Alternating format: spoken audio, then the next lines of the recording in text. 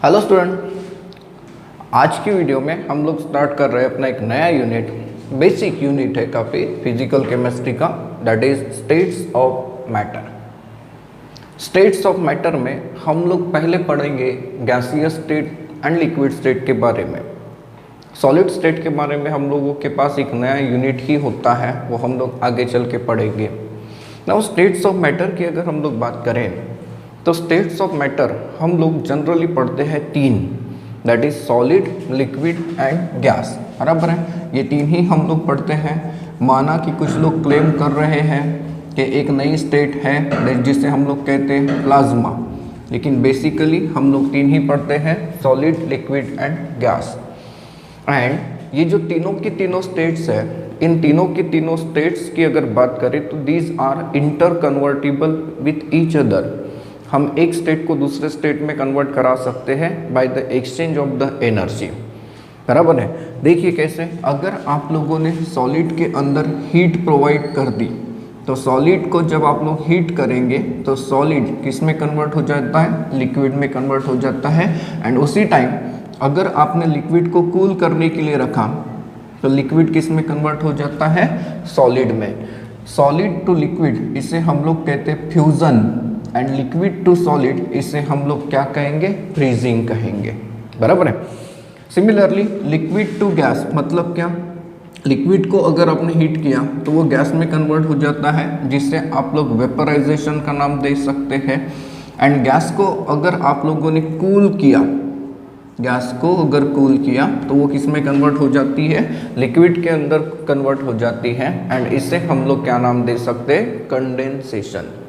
तो तीनों की तीनों जो स्टेट्स है वो इंटर कन्वर्टिबल होती है by the exchange of the energy. Now ये जो तीनों स्टेट्स है, सॉलिड, लिक्विड एंड गैस, इन तीनों के बीच में बेसिक डिफरेंस आप लोगों को मिलता है। कौन सा डिफरेंस आप लोगों को मिलता है ये हम लोग समझते हैं इस हेडिंग के अंदर, that is distinguish between solid, liquid and gas. मैंने आपके सामने डिस्टिंग्विश रखा है, हम लोग इसे प्रॉपर तरीके से समझने की कोशिश करते हैं। देखिए, सॉलिड, लिक्विड एंड गैस को हम लोग पॉइंट्स वाइज सेपरेट करते हैं। पहला पॉइंट मैंने लिखा है एटॉमिक और मॉलिक्यूलर सेपरेशन। नाउ एटॉमिक और मॉलिक्यूलर सेपरेशन की अगर हम लोग बात करते हैं तो सॉलिड तो आप लोग इमेजिन कर सकते हो, जैसे ये मटेरियल भी कैसा है, सॉलिड। इमेजिन कि आपके पास एक ग्लास पानी है तो वो हो गया लिक्विड। एंड इमेजिन कि आपके पास बलून है, इनफ्लेटेड फुला हुआ बलून है, तो वो क्या हो गई, गैसियस स्टेट हो गई। नाउ इन केस में अगर हम लोग पहले प्रॉपर्टी को देखते हैं, that is atomic and molecular separation, तो इट इज ऑब्जर्व दैट कि सॉलिड के केस में मॉलिक्यूलर सेपरेशन ना के बराबर होता है। Means in case of solid, अगर हम लोग सॉलिड की बात करते हैं तो इन case of solid you will observe कि जो पार्टिकल्स हैं ये पार्टिकल्स बहुत ही कॉम्पैक्ट होते हैं, कुछ इस तरीके से। एंड इसमें अगर आप लोग एटॉमिक और मॉलिक्यूलर सेपरेशन की स्टडी करते हैं तो ये काफ़ी कम मिलता है, with in the range of 3 to 5 angstrom only. काफ़ी कम सेपरेशन है इसके अंदर। बट यही अगर आप लोग लिक्विड्स के अंदर जाते हैं तो आप लोगों को जो सेपरेशन मिलता है वो थोड़ा ज़्यादा मिलता है, 3 से लेके 10 एंगस्ट्रॉम का। मतलब लिक्विड के केस में जो मॉलिक्यूल्स हैं वो थोड़े एक दूसरे के दूर हो सकते हैं, है ना, बहुत ज़्यादा नहीं, लेकिन सॉलिड के मुकाबले तो है ही है। इन केस ऑफ गैस अगर हम लोग मॉलिक्यूलर सेपरेशन की बात करते हैं तो बहुत ज़्यादा होता है। गैसेस के जो मॉलिक्यूल्स है वो पूरे एंटायर अवेलेबल एरिया में फैले होते हैं। एंड इनके बीच में जो स्पेसिंग होती है ये काफ़ी ज़्यादा होती है, जिसे हम लोग लार्ज स्पेसिंग कहते हैं, ग्रेटर देन 5 एंगस्ट्रॉम का होता है। दूसरे पॉइंट की तरफ चले, that is arrangement of particles. तो सॉलिड की अगर आप लोग बात करते हैं तो देखिए, सॉलिड के केस में ये जो पार्टिकल्स है दीज हैव डेफिनाइट अरेंजमेंट। एक तो काफ़ी टाइटली होल्डेड है एंड इनके अंदर काफ़ी रेगुलरिटी प्रेजेंट है। देखिए, टाइटली हेल्ड ऐसा कुछ मेंशन करके रखा है। बट लिक्विड के केस में क्या होगा, लिक्विड के केस में इंटरमॉलिक्यूलर डिस्टेंस थोड़ा सा ज़्यादा हो गया, तो ऐसे केस में जो पैकिंग होती है, जिसे हम लोग पैकिंग कहेंगे, अरेंजमेंट कहेंगे, ये क्या हो जाएगी, थोड़ी सी लूज हो जाएगी as compare to solid. But in case of gas अगर आप लोग देखते हैं तो मॉलिक्यूल तो बहुत दूर दूर है, इंटरमॉलिक्यूलर डिस्टेंस बहुत ज़्यादा है, तो ऐसे केस में these are very loosely packed. मतलब गैसेस के केस में मॉलिक्यूल्स जो है ये दूर दूर फैले होने के कारण वो एकदम कॉम्पैक्टली अरेंज नहीं हो सकते। थर्ड पॉइंट की तरफ चलते हैं, मूवमेंट ऑफ पार्टिकल्स। सोचिए जरा, सॉलिड के बारे में हमने कहा है कि इंटरमॉलिक्यूलर सेपरेशन काफ़ी कम है, then these are arrange in perfect manner, एक डेफिनेट ऑर्डर्ड मैनर में अरेंज है। तो ऐसे केस में इनका मूवमेंट होगा क्या? बिल्कुल नहीं होगा। सॉलिड को अगर आप लोग पोर करते हो किसी कंटेनर में तो वो पोरिंग की प्रॉपर्टी दिखाएगा क्या? बिल्कुल नहीं दिखाता है। But what about the liquid? Liquid के केस में इंटरमॉलिक्यूलर डिस्टेंस है थोड़ा सा, जिसके कारण हम लोग ये कह सकते हैं कि वो मूव हो सकते हैं। अवेलेबल जो एरिया होगा उसमें पार्टिकल्स क्या हो सकते हैं? मूव हो सकते हैं, but up to the certain limit, एक छोटे से डिस्टेंस के अंदर। But in case of gases क्या होगा? तो गैसेस के तो मॉलिक्यूल्स ही बहुत दूर दूर फैले हुए हैं, तो इनका जो मूवमेंट है वो बहुत ईजी होता है, एंड इनका जो मूवमेंट होता है उसके कारण वो कंटेनर के वॉल के ऊपर टकराते with perfect collision, elastic collision जिसे हम लोग कहेंगे, पढ़ेंगे हम लोग आगे। Next, shape and volume. तो सॉलिड की अगर आप बात करते हैं तो they will have definite shape and definite volume. Liquid की अगर आप बात करते हैं तो इनका जो शेप होता है वो होता है शेप ऑफ द कंटेनर। पानी को आप बॉटल में भरिए, बॉटल का शेप ले लेगा, ग्लास में भरिए, ग्लास का शेप ले लेगा, बड़े कंटेनर में भरिए, उस कंटेनर का शेप ले लेगा।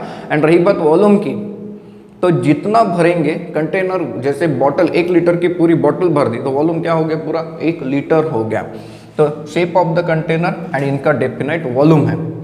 अगर गैसेस की बात करें तो गैसेस में अगर हम लोग देखें तो gases will take the shape of container. जैसे बलून को इमेजिन करके रखा है आप लोगों ने, तो उसका वॉल्यूम भी उतना ही होगा, क्योंकि गैसेस के केस में इंटरमॉलिक्यूलर डिस्टेंस काफ़ी ज़्यादा होता है, मॉलिक्यूल्स इजीली मूव कर जाते हैं, तो they will take the shape and volume of a container.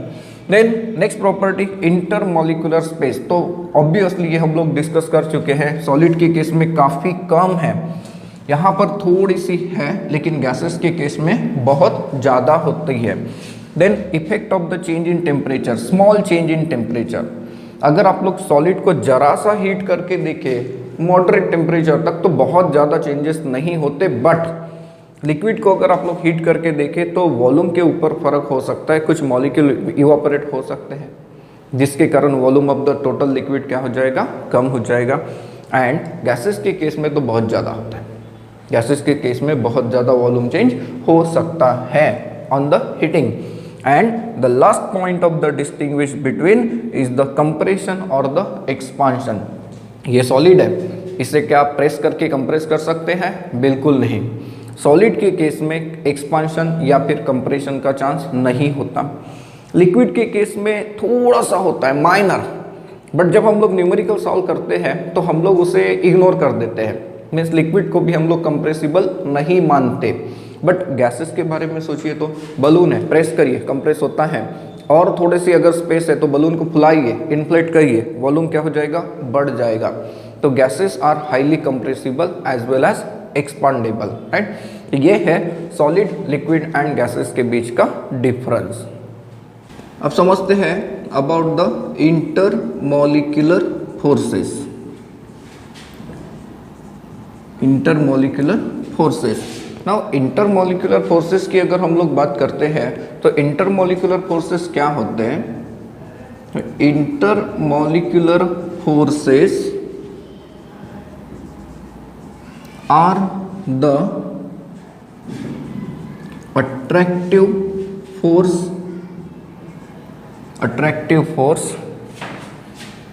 as well as repulsive forces between the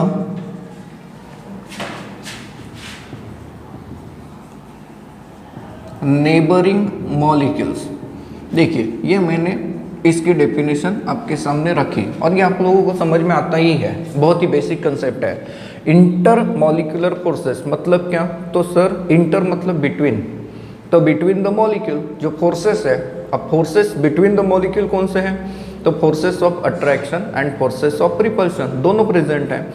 ये दोनों टाइप के जो फोर्सेस है उसे कलेक्टिवली हम लोग क्या कहते हैं? Inter molecular forces. अगर हम लोग सॉलिड, लिक्विड एंड गैस इन तीनों की बात करते हैं तो इन तीनों को हम लोग इंटरमोलिकुलर फोर्सेस से काफ़ी अच्छे से डिस्टिंग्विश कर सकते हैं। इट इज़ ऑब्जर्व दैट कि intermolecular forces in case of the solid ये काफ़ी ज़्यादा हाई होते हैं, बहुत ज़्यादा हाई होते हैं। इन केस ऑफ लिक्विड इसे हम लोग मॉडरेट कह सकते हैं and in case of the gas these are very weak, ये काफ़ी वीक होते हैं in case of the gases. And इस इंटरमोलिकुलर फोर्सेस के कारण मॉलिक्यूल्स की फिजिकल प्रॉपर्टी के ऊपर बहुत ज़्यादा फर्क पड़ता है। जैसे कि मेल्टिंग पॉइंट को ले लीजिए, आप लोग बॉइलिंग पॉइंट को ले लीजिए, आप विस्कोसिटी को ही ले लीजिए, विस्कोसिटी को भी ले लीजिए ना। इसके अलावा और भी कई सारी प्रॉपर्टीज़ है, जैसे वेपर प्रेशर है, इवोपरेशन है, vapour pressure then evaporation,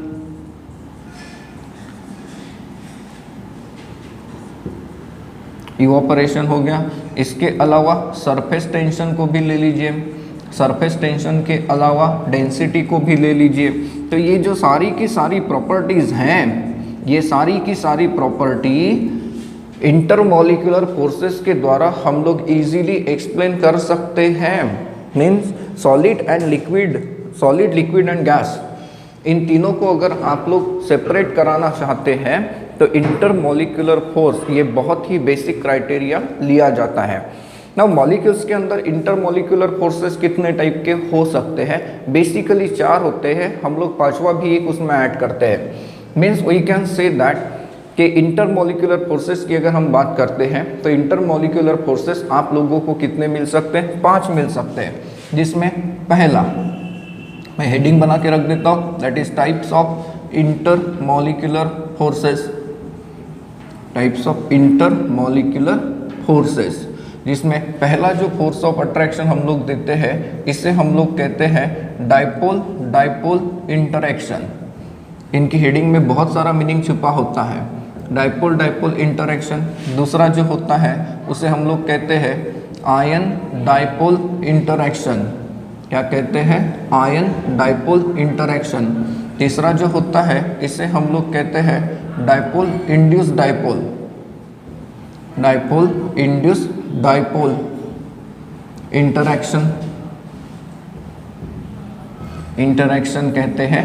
and fourth वाला जो होता है इसे हम लोग कहते हैं London dispersion force, London dispersion force. इसे वंडरवॉल फोर्स भी कहा जाता है, राइट। वंडरवॉल को ऐसे लिखते हैं हम लोग, वंडरवॉल्स फोर्स, ये भी कहा जाता है। एंड 5वां जो फोर्स होता है एडिशनल है, इसे हम लोग कहते हैं हाइड्रोजन बॉन्डिंग। तो बेसिकली अगर देखें तो जो मॉलिक्यूलर फोर्सेस है इसे आप लोग 5 टाइप में क्लासीफाई करते हैं। डाइपोल, डाइपोल इंटरैक्शन पहला, दूसरा आयन डाइपोल, मैंने तो यहाँ पर N लिखना चाहिए था, that is ion dipole interaction. तीसरा अगर देखें तो हम लोगों ने कहा डाइपोल इंड्यूस डाइपोल इंटरैक्शन। चौथा लंदन डिस्पर्शन फोर्स और वंडरवॉल फोर्स। एंड 5वां है हाइड्रोजन बॉन्डिंग। अब इन सारे टाइप के फोर्सेस को हम लोग एक एक करके समझते हैं। तो पहले टाइप का जो फोर्स पढ़ते हैं वो हम लोग पढ़ते हैं dipole, dipole interaction and dipole, dipole interaction. Now as the name suggest, एक डाइपोल और दूसरे डाइपोल के बीच में जो फोर्स ऑफ अट्रैक्शन रहेगा उसे हम लोग क्या कहने वाले हैं? डाइपोल, डाइपोल इंटरैक्शन कहने वाले। डाइपोल, डाइपोल इंटरैक्शन ये आप लोगों को मिलता है purely polar compounds, that is polar molecules, या फिर हम लोग कह सकते हैं कि पोलर कोवैलेंट मॉलिक्यूल्स।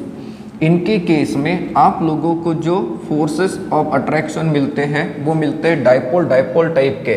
ना पोलर मॉलिक्यूल की अगर बात करें तो बहुत सारे पोलर मॉलिक्यूल आप लोग पढ़ते हो, जैसे वाटर, अमोनिया। इनफैक्ट ये पोलर नहीं है, ये पोलर कोवैलेंट है ना। इसमें HCl का एग्जांपल भी हम लोग दे सकते हैं। पोलर मॉलिक्यूल्स की बात करें तो प्योरली आयोनिक कंपाउंड्स आते हैं उनके अंदर।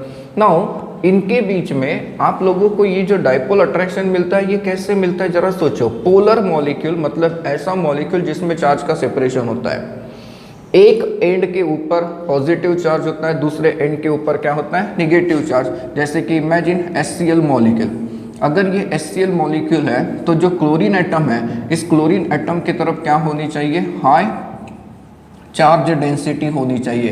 क्यों ऐसा, क्योंकि इलेक्ट्रोनिगेटिविटी डिफरेंस बहुत ज़्यादा है। तो यहाँ पर जो भी इलेक्ट्रॉन क्लाउड है, ये इलेक्ट्रॉन क्लाउड किसके तरफ शिफ्ट होगा, क्लोरीन की तरफ शिफ्ट होगा, जिसके कारण chlorine will achieve partial negative charge and hydrogen atom will achieve partial positive charge। तो ये देखिए, ये हो गया एक डाइपोल। यहाँ पर जो चार्ज का ट्रांसफर है या इलेक्ट्रॉन डेंसिटी का जो ट्रांसफर है, ये हम लोग इस टाइप के एरो के साथ यूज़ करते हैं। एंड ये एक पर्टिकुलर क्वांटिटी है जिसे आप लोग डाइपोल मोमेंट कहते हो, दैट इज म्यू से इसे हम लोग रिप्रेजेंट करते हैं। ये एरो क्या बताता है कि ये जो टेल है वो पॉजिटिव सेंटर की तरफ है एंड इलेक्ट्रॉन डेंसिटी किस डायरेक्शन में जा रही है, towards head.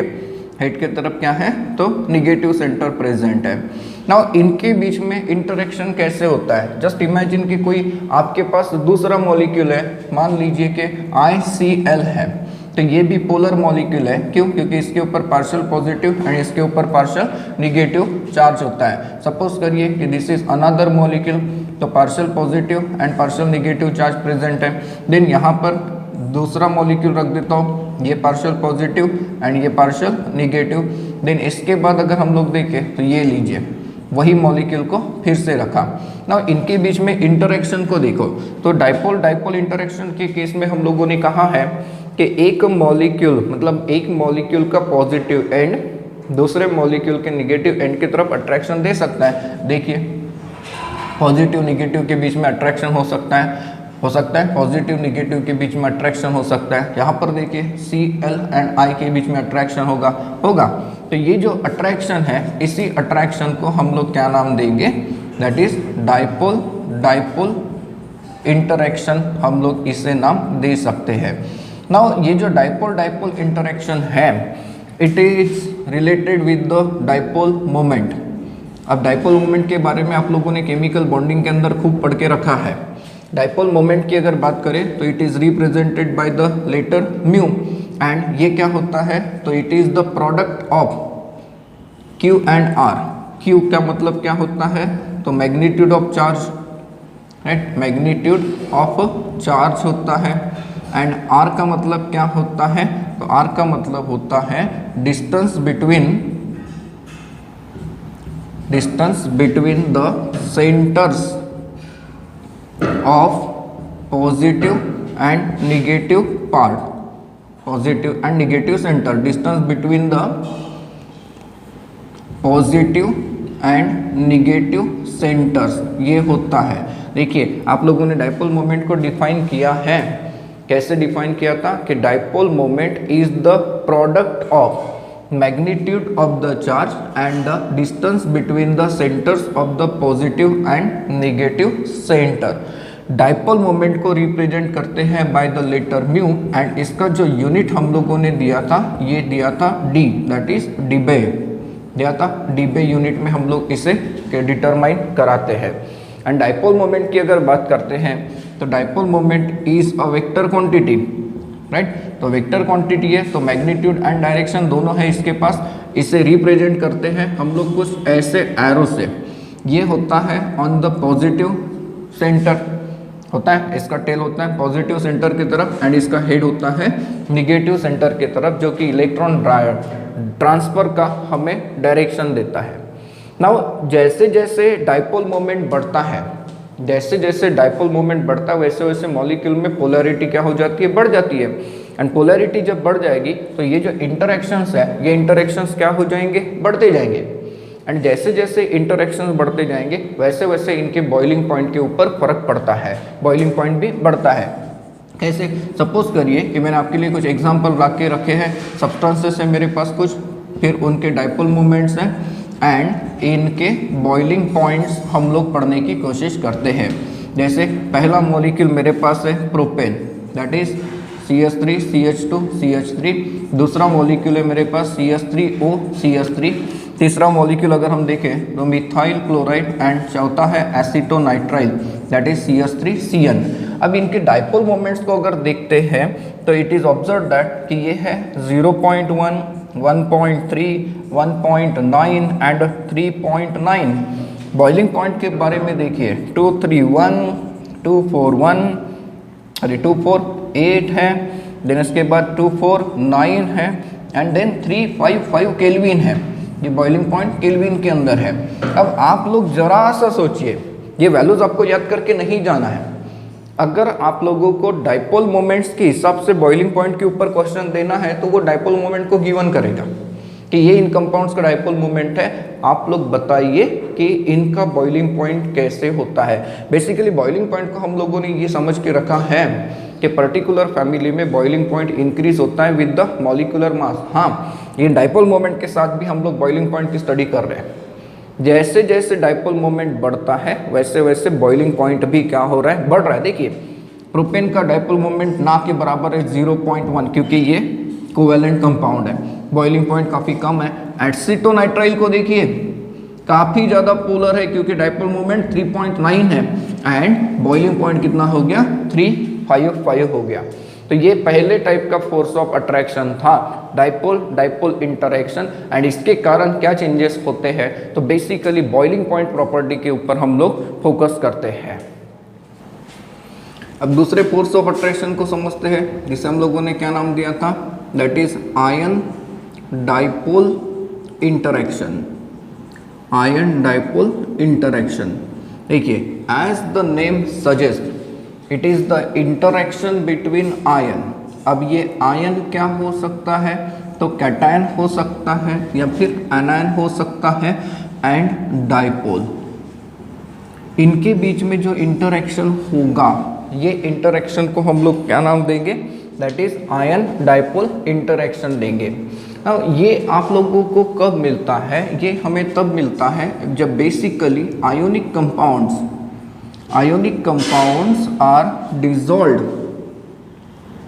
are dissolved in polar solvents। जब हम लोग ऐसा सॉल्यूशन बनाने की कोशिश करते हैं जिसमें आयोनिक कंपाउंड को हम पोलर सॉल्वेंट्स में डिसॉल्व करने की कोशिश करते हैं तो आप लोगों को इस टाइप का इंटरेक्शन मिलता है। एंड इट डिपेंड्स, ये जो इंटरेक्शन होता है ये कुछ फैक्टर्स के ऊपर डिपेंड करता है, जिसमें पहला जो फैक्टर होता है ये होता है डाइपोल मोमेंट, राइट। जो डाइपोल मोमेंट है इस डाइपोल मोमेंट के ऊपर ये डिपेंड करता है। And second one, it is also depend on the size of molecule. ये साइज ऑफ मॉलिक्यूल के ऊपर डिपेंड करता है।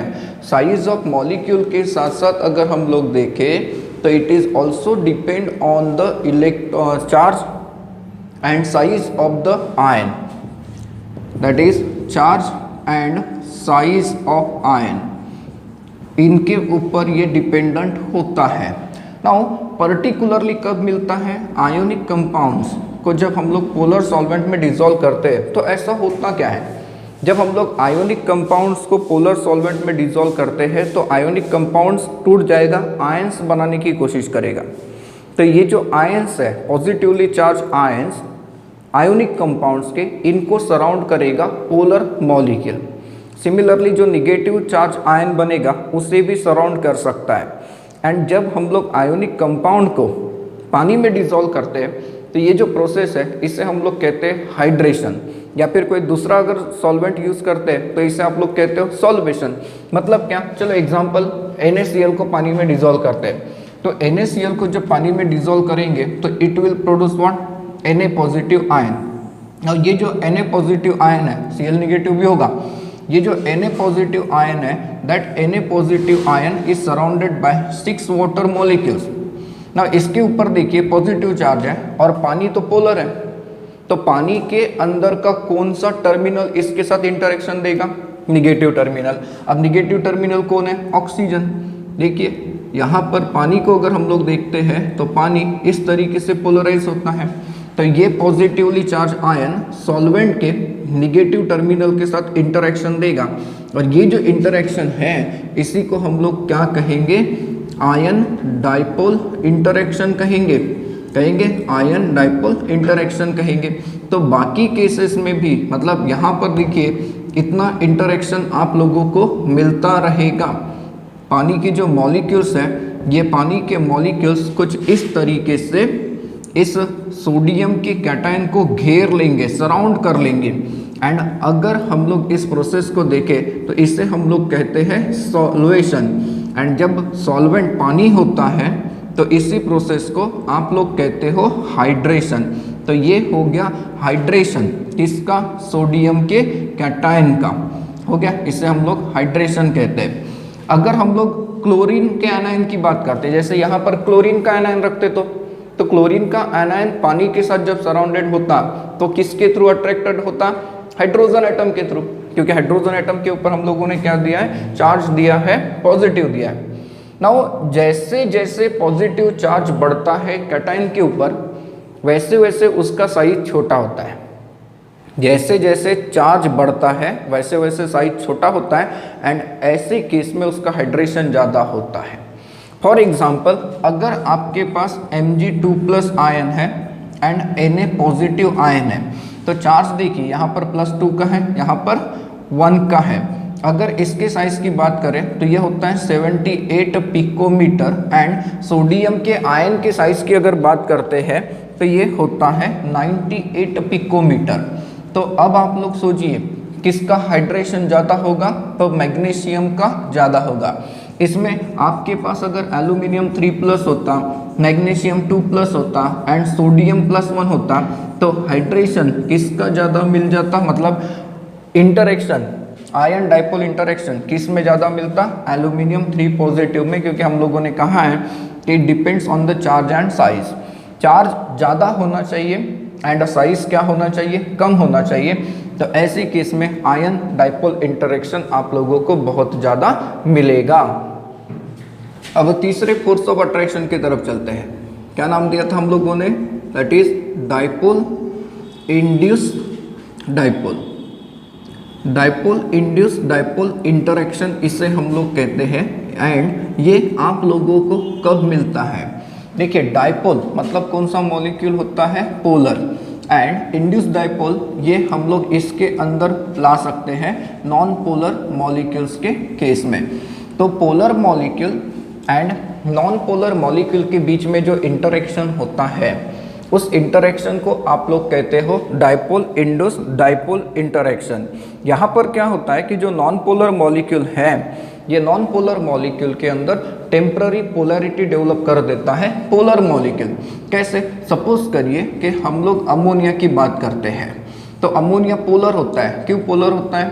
क्योंकि नाइट्रोजन के ऊपर पार्शियल निगेटिव चार्ज होता है, तो हाइड्रोजन के ऊपर पार्शियल पॉजिटिव चार्ज होता है। एंड सपोज करिए कि हम लोग इसके सामने लाके रख देते नॉन पोलर मॉलिक्यूल बेंजीन, तो ये क्या करता है? इसकी पोलैरिटी के कारण इसकी इलेक्ट्रॉन डिस्ट्रीब्यूशन के ऊपर फर्क पड़ता है, वो थोड़ा सी डगमगा लगती है, जिसके कारण क्या होता है? इलेक्ट्रॉन डेंसिटी जब आगे पीछे शिफ्ट हो रही है या थोड़ी सी शिफ्ट हो रही है तो मॉलिक्यूल में पोलैरिटी आ जाती है। एंड जब मॉलिक्यूल में पोलैरिटी आ जाएगी तो आप लोग सोचिए positive and negative terminal develop हो जाएंगे। हाँ, and positive and negative terminal जब डेवलप हो जाएंगे तो in that case you will observe कि यहाँ पर पोलैरिटी डेवलप हो गई। देखिए, एंड इसके बीच में जो इंटरेक्शन आ गया वो इंटरेक्शन कैसे आ गया? डाइपोल इंड्यूस्ड डाइपोल इंटरेक्शन हम लोग कहते हैं। इस टाइप से पोलैरिटी यहाँ पर डेवलप होती है इस मॉलिक्यूल के अंदर। तो ये जो इंटरेक्शन है, इस इंटरेक्शन को हम लोग क्या कहेंगे? Dipole induced dipole interaction. अब एंट्रेंस में इसके ऊपर क्वेश्चन आपको कैसे पूछेगा? बहुत छोटा बहुत क्वेश्चन बनता है। कहेगा कि एक मॉलिक्यूल है, जैसे मान लीजिए कि H2O है एंड बेंजीन है, तो इसके बीच में किस टाइप का फोर्स ऑफ अट्रैक्शन डेवलप हो सकता है? तो आपको ढूंढना है इसका क्लास। इसका क्लास क्या है? पोलर। इसका क्लास क्या है? Non polar. तो sir polar and non polar के बीच में कौन सा इंटरेक्शन होता है? That is dipole induced dipole interaction होता है। अब चलते हैं चौथे फोर्सेस की तरफ, जिसे हम लोग कहते हैं डिस्पर्शन फोर्स। क्या कहते हैं? डिस्पर्शन फोर्स हम लोग इसे कहते हैं। एंड डिस्पर्शन फोर्स हमें किस केस में मिलता है? तो between non polar molecules. Non polar के बीच में जो इंटरेक्शन आपको मिलता है उसे आप कहते हो डिस्पर्शन फोर्स। इवन ये आप लोगों को मिलता है इन case of the inert gases. Inert gases के बीच में भी जो फोर्स ऑफ अट्रैक्शन है वो डिस्पर्शन फोर्स होता है, and this dispersion force is called as London dispersion force. इसे हम लोग लंदन डिस्पर्शन फोर्स कहते हैं, या फिर इसी को हम लोग कहते हैं वंडरवॉल फोर्स। इसे क्या कहते हैं? तो वंडरवॉल्स फोर्स कहते हैं। नाउ ये कैसे जनरेट हो सकता है? जस्ट इमेजिन कि ये एक नॉन पोलर मॉलिक्यूल है, तो ये देखिए इसका इलेक्ट्रॉन क्लाउड कुछ ऐसा होगा। तो ये जो इलेक्ट्रॉन क्लाउड होता है ये ऑल द टाइम बिल्कुल परफेक्ट होगा क्या? नहीं होगा। कभी ना कभी ये थोड़ा सा शिफ्ट हो सकता है। अगर ये थोड़ा सा कम ज़्यादा शिफ्ट होता है तो ऐसी केस में इसमें पोलैरिटी क्या हो जाएगी? इंड्यूस हो जाएगी मोमेंटरीली, काफ़ी कम टाइम के लिए। तो ऐसी केस में दूसरा जो पार्टिकल है उसके ऊपर फर्क पड़ जाएगा। तो उसके ऊपर जब फर्क पड़ जाएगा तो इनके बीच में अट्रैक्शन स्टार्ट हो जाएगा। देखिए हो जाएगा, पॉजिटिव एंड निगेटिव चार्जेस के बीच में क्या हो जाएगा? थोड़ी देर के लिए अट्रैक्शन। तो जब थोड़ी देर के लिए अट्रैक्शन होता है तो उसे हम लोग कहते हैं dispersion force. Now dispersion force की अगर बात करें तो dispersion force increases with increase in molecular size. जैसे जैसे मॉलिक्यूल का साइज बढ़ता है वैसे वैसे डिस्पर्शन फोर्स बढ़ता है। जैसे जैसे मॉलिक्यूल का मास बढ़ता है वैसे वैसे डिस्पर्शन फोर्स बढ़ता है, एंड जैसे जैसे एटम्स या मॉलिक्यूल्स के अंदर नंबर ऑफ इलेक्ट्रॉन्स बढ़ते हैं वैसे वैसे भी डिस्पर्शन फोर्स क्या होता है? बढ़ता है। तो डिस्पर्शन फोर्स किसके अंदर है? ईच एंड एवरी मॉलिक्यूल्स के अंदर, चाहे पोलर हो या नॉन पोलर। ये तो एडिशनल फोर्स है, बिल्कुल है। एक मॉलिक्यूल को दूसरे मॉलिक्यूल के साथ जो होल्ड करके रखता है वो अंडरवॉल फोर्स है, एंड ये जो फोर्स है ये काफ़ी वीक होता है। कैसा होता है? काफ़ी वीक होता है, बहुत ज़्यादा वीक फोर्स होता है ये।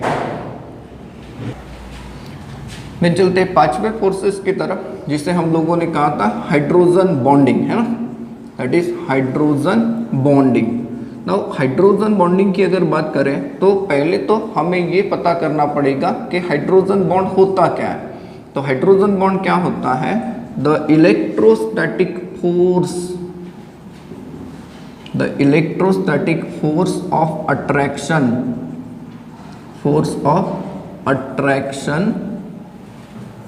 between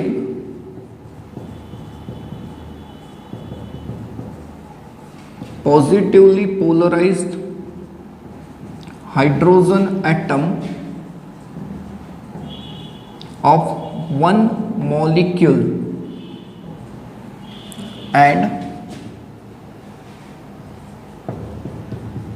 electronegative atom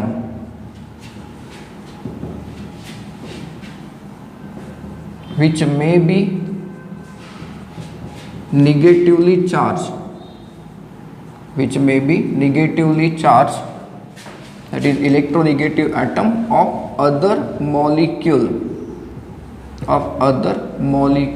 is called as hydrogen bond. देखिए हाइड्रोजन बॉन्ड क्या होता है? तो हाइड्रोजन बॉन्ड एक इलेक्ट्रोस्टैटिक फोर्स ऑफ अट्रैक्शन है जो कि दो मॉलिक्यूल के बीच में बनता है। हाँ, एक मॉलिक्यूल का पॉजिटिवली पोलराइज हाइड्रोजन एटम, एक मॉलिक्यूल का positively polarise hydrogen atom and दूसरे मॉलिक्यूल का इलेक्ट्रोनेगेटिव एटम जिसके ऊपर निगेटिव चार्ज हो सकता है या फिर नहीं भी हो सकता है।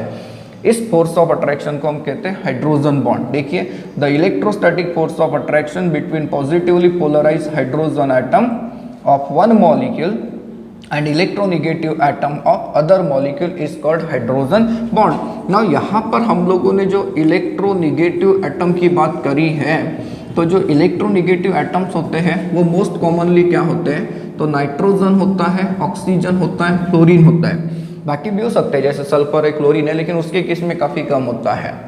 तो ये पर हाइड्रोजन बॉन्ड बनता है। नाउ हाइड्रोजन बॉन्डिंग के कारण क्या होता है? मॉलिक्यूल्स एक दूसरे के काफ़ी क्लोज आते हैं, एक्स्ट्रा एसोसिएशन बनता है जिसके कारण मॉलिक्यूल की विस्कोसिटी एंड बॉइलिंग पॉइंट के ऊपर फर्क पड़ता है। नाउ हाइड्रोजन बॉन्ड की अगर बात करते हैं तो ये दो टाइप का होता है, टाइप्स ऑफ हाइड्रोजन बॉन्ड्स। ये दो टाइप का होता है बेसिकली। जो पहला होता है इसे हम लोग कहते हैं inter molecular hydrogen bonding. Now inter molecular hydrogen bonding की अगर आप बात करते हैं तो ये दो मॉलिक्यूल्स के बीच में हो सकता है। अब ये जो दो मॉलिक्यूल्स है ये सेम टाइप के हो सकते हैं या फिर डिफरेंट टाइप के भी हो सकते हैं। कैसे? सपोज करिए कि आपके पास hydrogen fluoride, hydrogen fluoride, hydrogen fluoride के मॉलिक्यूल्स हैं। तो यहाँ पर हाइड्रोजन एंड फ्लोरीन के बीच के जो बॉन्ड्स हैं दीज आर हाईली पोलर।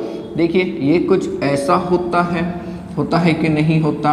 अब आप लोग सोचिए इसके जो अपोजिट पोल्स हैं वो एक दूसरे की तरफ अट्रैक्ट हो गए। तो एक दूसरे की तरफ जब ये अट्रैक्ट हो गए तो इन दो अपोजिटली चार्ज पोल के बीच में फोर्स ऑफ अट्रैक्शन डेवलप होगा कि नहीं होगा? ये जो फोर्स ऑफ अट्रैक्शन डेवलप हुआ इसे हम लोग क्या कह सकते हैं? हाइड्रोजन बॉन्ड कह सकते हैं। तो हाइड्रोजन बॉन्ड की अगर बात करें तो it is also observe in case of water molecule also. Suppose करिए एक पानी का मॉलिक्यूल है, ये दूसरा पानी का मॉलिक्यूल, ऐसे आप लोग ढेर सारे रिप्रेजेंट करा सकते हैं। तो पानी पोलर है, देखिए ये ऐसा है ये बिल्कुल पोलर कंपाउंड है, ये इस तरीके से हम लोग रिप्रेजेंट कर सकते हैं। तो इन दो अपोजिटली चार्ज पार्टिकल्स के बीच में फोर्स ऑफ अट्रैक्शन डेवलप होगा जिसे हम लोग हाइड्रोजन बॉन्डिंग कहेंगे। Hydrogen bonding is also observe in case of ammonia. क्यों? क्योंकि थोड़ी देर पहले पढ़ा अमोनिया के केस में पोलैरिटी होती है। ये देखिए ये पोलर मॉलिक्यूल है एंड दूसरा अमोनिया मॉलिक्यूल अगर आप लोग इसके सामने लाकर देखते हैं तो यू विल ऑब्जर्व दैट कि इनमें भी हाइड्रोजन बॉन्ड डेवलप हो सकता है। देखिए होगा। अब ये जो हाइड्रोजन बॉन्ड डेवलप हुआ ये हाइड्रोजन बॉन्ड किस टाइप का हुआ? तो इस टाइप का जिसमें मॉलिक्यूल कैसे सेम टाइप के है ना, सेम टाइप के मॉलिक्यूल्स अलग अलग भी हो सकते हैं। देखिए कैसे अलग अलग हो सकते हैं इसकी भी एग्जांपल हम लोग देखते हैं। अगर आप लोग अमोनिया को पानी में डिसॉल्व करना चाहते हैं तो ये लीजिए अमोनिया और पानी के बीच का इंटरेक्शन हम लोग शो कर सकते हैं। देखिए कैसे, तो हाइड्रोजन पॉजिटिवली पोलराइज है, नाइट्रोजन निगेटिवली पोलराइज है। पानी के केस में भी कुछ ऐसी ही हालत है ऐसी ही हालत। तो इनके बीच में फोर्स ऑफ अट्रैक्शन डेवलप होता है ना, ये जो अट्रैक्शन डेवलप हुआ इसे हम लोग हाइड्रोजन बॉन्ड ही तो कहेंगे हाइड्रोजन बॉन्ड। तो ऐसा बहुत केस में मिलता है आप लोगों को। अल्कोहल प्लस वाटर के केस में भी मिल जाएगा। ये देखिए अल्कोहल एंड वाटर के लेसन में जब जाएंगे तब हम लोग इसे पढ़ेंगे। दूसरा जो टाइप होता है हाइड्रोजन बॉन्डिंग का उसे हम लोग कहते हैं इंट्रामॉलिक्यूलर हाइड्रोजन बॉन्डिंग। क्या कहते हैं? Intramolecular hydrogen bonding. अब इंट्रामॉलिक्यूलर हाइड्रोजन बॉन्डिंग मतलब क्या? तो positively polarise hydrogen and electronegative element ये दोनों एक ही मॉलिक्यूल का पार्ट होंगे। जी हाँ, इस टाइप का हाइड्रोजन बॉन्डिंग आप लोगों को देखने को मिलता है इथिलीन ग्लाइकॉल के अंदर। इवन अगर हम लोग ऑर्थो नाइट्रोफिनॉल की बात करते हैं या फिर आप लोग ग्लिसरॉल की अगर बात करते हैं तब भी आप लोगों को ऐसे मिल सकता है इंट्रामॉलिक्यूलर हाइड्रोजन बॉन्डिंग। कैसे? देखिए इथिलीन ग्लाइकॉल की अगर हम बात करते हैं तो जो इथिलीन ग्लाइकॉल का मॉलिक्यूल है ये ऐसा होता है, दिस इज इथिलीन ग्लाइकॉल। अब देखिए अब कहेंगे कि सर पोल्स कहाँ है? तो ये है, ये ऐसा है, ये ऐसा है और ये ऐसा है। इन दोनों के बीच में फोर्स ऑफ अट्रैक्शन डेवलप होगा, इसके बीच में फोर्स ऑफ अट्रैक्शन डेवलप होगा, इंट्रामॉलिक्यूलर हाइड्रोजन बॉन्डिंग बन जाएगी। Orthonitrophenol it is the most common example of this category. देखिए ऑर्थोनाइट्रोफिनॉल इस कंपाउंड को आप लोग कहते हो फिनॉल एंड ऑर्थोनाइट्रो मतलब क्या? तो सर ऑर्थो पोजीशन पे क्या होगा? नाइट्रो ग्रुप होगा। तो नाइट्रो ग्रुप तो ऐसा होता है। देखिए इन दोनों के बीच में जो फोर्स ऑफ अट्रैक्शन डेवलप हो जाएगा इसे हम लोग क्या कहेंगे? Intramolecular hydrogen bonding. ये आपको क्लोरल हाइड्रेट के केस में भी मिलता है। क्लोरल हाइड्रेट जहाँ पर इंट्रामॉलिक्यूलर हाइड्रोजन बॉन्डिंग के कारण उसकी स्टेबिलिटी बढ़ जाती है। तो हाइड्रोजन बॉन्डिंग के कारण फर्क क्या पड़ता है? तो जो बॉइलिंग पॉइंट है मॉलिक्यूल का बॉइलिंग पॉइंट है, मॉलिक्यूल की जो विस्कोसिटी है, मॉलिक्यूल की जो डेंसिटी है, इसके ऊपर फर्क पड़ता है। ये तीनों के तीनों जो पैरामीटर्स हैं ये हाइड्रोजन बॉन्डिंग के कारण बढ़ जाते हैं। ना बॉइलिंग पॉइंट क्यों बढ़ता होगा? तो बॉइलिंग पॉइंट तब क्यों बढ़ेगा? इसका रीज़न है कि बॉइलिंग पॉइंट बढ़ने के पीछे का जो रीज़न सक्सेसफुली हम लोग दे सकते हैं वो हाइड्रोजन बॉन्डिंग है। देखिए अमोनिया का बॉइलिंग पॉइंट काफ़ी ज़्यादा मिलता है उसके पर्टिकुलर ग्रुप के हाइड्राइड्स के साथ अगर कंपेयर करें। अगर हम लोग ऑक्सीजन के हाइड्राइड की बात करें तो H2O, ऑक्सीजन के नीचे सल्फर होता है पीरियोडिक टेबल में तो H2S, सल्फर के नीचे प्रेजेंट होता है टेलोरियम तो ये H2Te बनेगा। तो यहाँ पर अगर बॉइलिंग पॉइंट की बात करते हैं तो बॉइलिंग पॉइंट का ऑर्डर आपको ऐसा मिलता है। जबकि बॉइलिंग पॉइंट के बारे में तो हमने ये पढ़ा है कि मॉलिक्यूलर मास बढ़ता है तो बॉइलिंग पॉइंट भी बढ़ता है। अब इसका मॉलिक्यूलर मास ज़्यादा है लेकिन बॉइलिंग पॉइंट कम है, तो ऐसा क्यों? तो पानी इंटरमॉलिक्यूलर हाइड्रोजन बॉन्डिंग बना सकता है लेकिन H2S नहीं बना सकता, H2Te नहीं बना सकता। इसीलिए यहाँ पर बॉइलिंग पॉइंट ऑक्सीजन का हाइड्राइड मतलब वाटर इसका क्या हो जाता है? ज़्यादा हो जाता है। डेंसिटी की अगर बात करते हैं, विस्कोसिटी की अगर बात करते हैं तो वो भी हाइड्रोजन बॉन्डिंग के कारण क्या हो जाती है? बढ़ जाती है। तो यहाँ पर आज हम लोगों ने पढ़ा स्टेट्स ऑफ मैटर में फोर्सेस ऑफ अट्रैक्शन एंड तीनों स्टेट्स के बीच में जो डिफरेंसेस आप लोगों को मिलते हैं उसके बारे में।